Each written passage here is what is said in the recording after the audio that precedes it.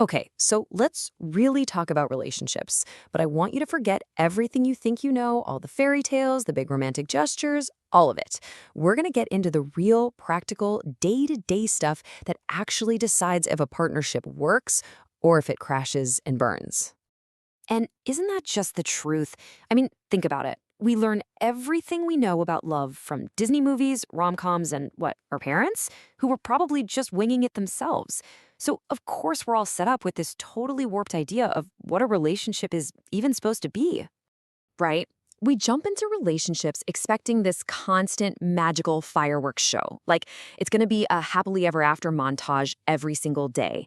And then reality hits you like a ton of bricks. The person you're crazy about leaves dirty dishes in the sink. They have bad moods, and surprise, they can't actually read your mind. And that leaves you thinking, wait a minute, is this it? Am I doing something wrong here? Look, the problem isn't love. It's that we've all been fed a bunch of nonsense about how it's supposed to work. So let's just tear down the two biggest lies that are probably sabotaging your relationships right now.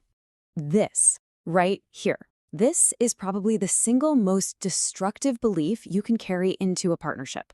It's this idea that real love is some kind of superpower, a psychic connection where your partner just knows what you want and what you need without you ever having to actually say a word. The truth is so much simpler. Love is not telepathy. It's just not. I mean, expecting your partner to read your mind is like expecting your roommate to magically know you're out of milk, even though you never told them. It's totally insane. It's an impossible standard. You have to actually use your words. Clear communication, that's the foundation for everything.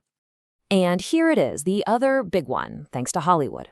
This idea that you're somehow an incomplete person, just one half, waiting for your other half to show up and make you whole. I know, it sounds super romantic, but trust me, it is a recipe for absolute disaster. So here's the deal. A healthy relationship needs two whole people. Two halves don't make a whole. They make codependency. That's where you start losing your friends, you drop your hobbies, you forget who you even are outside of the relationship. A real partnership is a team. Two complete individuals building something awesome together while still being themselves. So, okay, if those are the myths, then what's the reality? Well, it all boils down to something I call the roommate rule. And I'm telling you, it is the most practical, no-nonsense way to think about relationships you'll ever hear. Let's break this down. Think about a good roommate. You share a space, you split up the chores, you have to talk about who's paying what bill.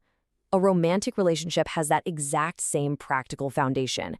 Just because you're kissing this person doesn't mean you can suddenly stop talking about whose turn it is to take out the trash. And when you look at it this way, it just clicks. The basic responsibilities of living with someone, the chores, the bills, communicating, respecting each other's space, they're identical.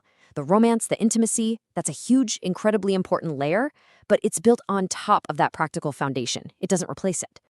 Okay, so once you have this healthy foundation, you have to protect it. You absolutely have to. And that means learning how to spot those sneaky, toxic behaviors that can poison everything you're trying to build. We need to talk about manipulation.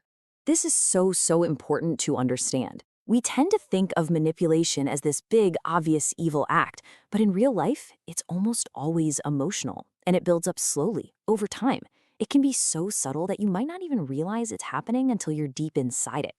And a lot of the time, this follows a classic pattern: isolation. It starts small. A partner might make a little comment about one of your friends, then another one. They start planting these little seeds of doubt. And over a few months, you find yourself seeing your friends less and less. You start trusting your partner more, until eventually, you're isolated. And that isolation, that's what gives them control. So, knowing the myths and knowing the red flags, how do we actually build something real, something that lasts? This is your new toolkit. This is your new game plan. These are the standards you should actually be looking for. All right, here we go. First, stop looking for someone to complete you and start looking for someone who complements the amazing person you already are.